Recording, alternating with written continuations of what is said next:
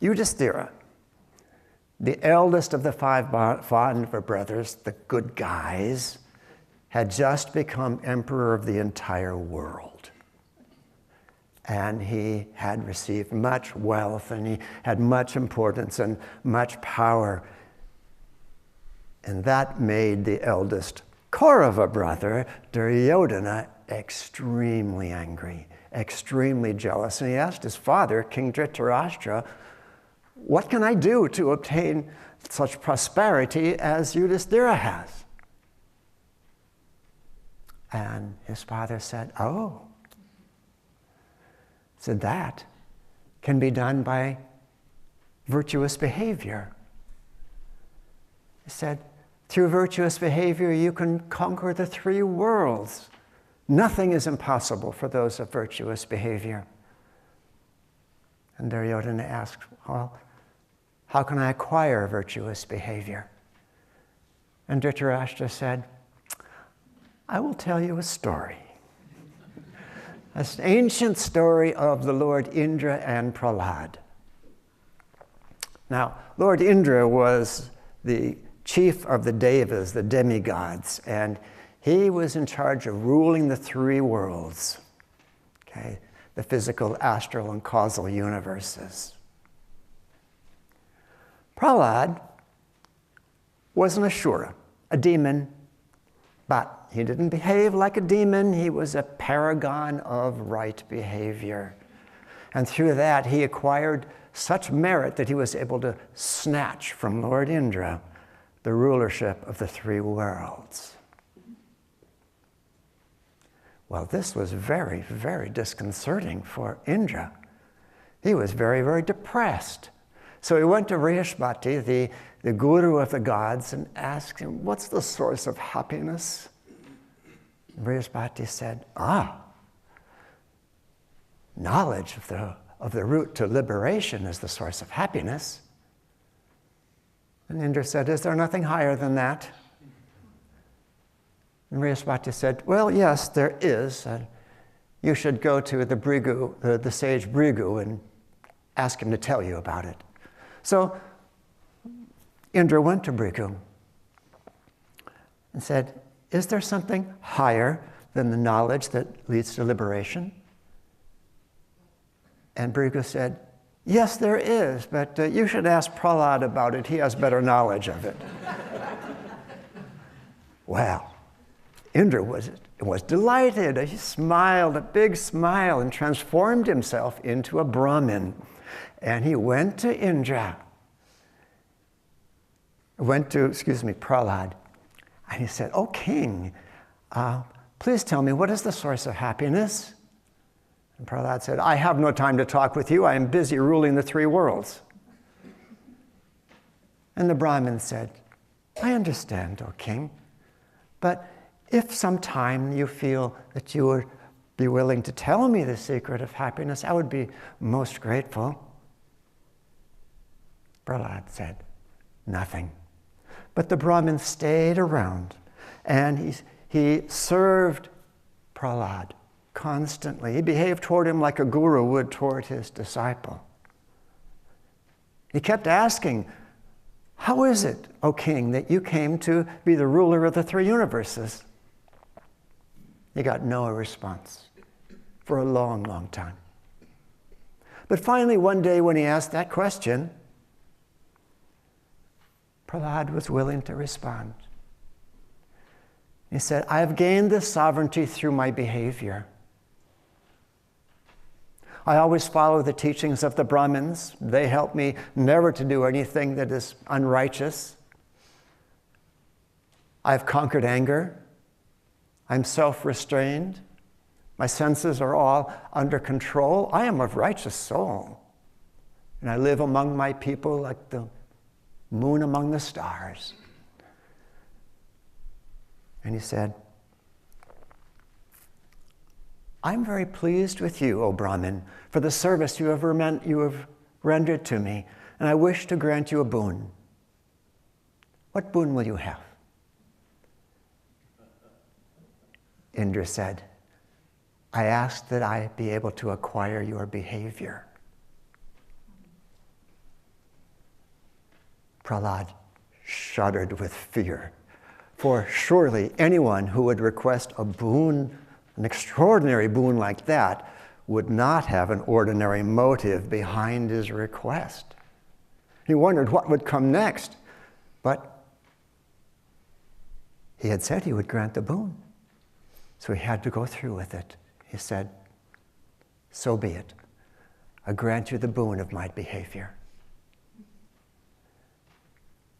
And the Brahmin was ecstatic and he immediately went away, while Prahlad sat down and began to mourn what had just happened. He was very anxious. He didn't know what to do. But then as he was brooding over the matter, a flame issued from his body. It took on a large, undulating form of great, great splendor. And Prahlad said, "Who are you?" And the flame said, "I am the embodiment of your behavior. You have given me to that Brahmin, so I shall now go to live with him. I bid you farewell, O king." And Prahlad's behavior departed.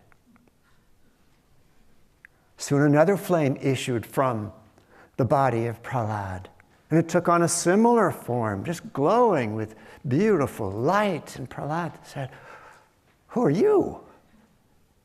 And the flame said, "I am the embodiment of Dharma. I go where behavior goes. You have cast me off, so I shall go with your behavior. Farewell, O king." Prahlad sadly watched him go. And then another flame came out of Prahlad's body. Prahlad said, "Who are you?" And the flame said, "I am truth. I follow the way of Dharma."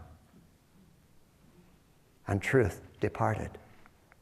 And then another flame came from Prahlad's body. And when he asked it who it was, it said, "I am the embodiment of good deeds. Good deeds always follow truth. So I shall depart, O king." And good deeds went away. And then with a mighty roar, another flame emerged from Prahlad's body. Prahlad asked it, "Who are you?" And the flame said,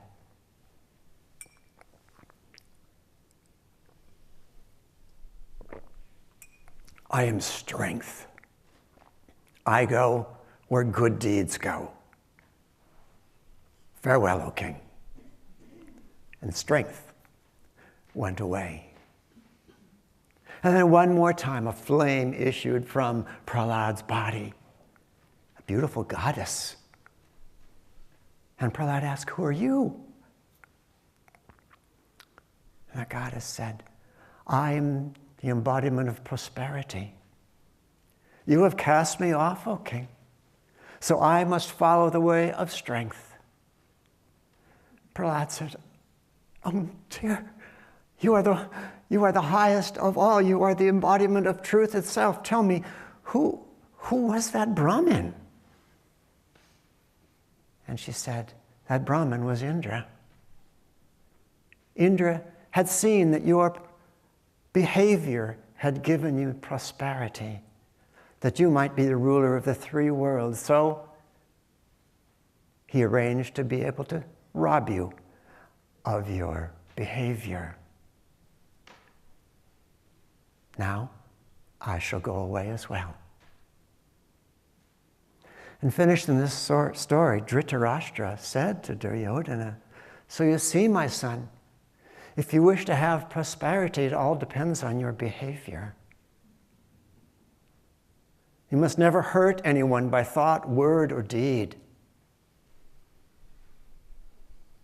Never do anything but good things. Never do anything that does not benefit others or that does bring shame to you. Those of wicked behavior may gain prosperity, but they can never keep it for long, for soon they are exterminated down to the root." if you wish to have a prosperity greater than Yudhisthira's, my son, practice virtuous behavior. But as we know, Dhritarashtra's son, Duryodhana, did not practice virtuous behavior, and he was exterminated. His father, too, suffered greatly for having supported him in his ill behavior. But Yudhisthira always practiced virtuous behavior. And when it came time for him to leave the body, he received reward much greater than worldly wealth or worldly importance. Behavior. It's so ordinary. If we want to overcome our karma, it is a very, very good place to begin.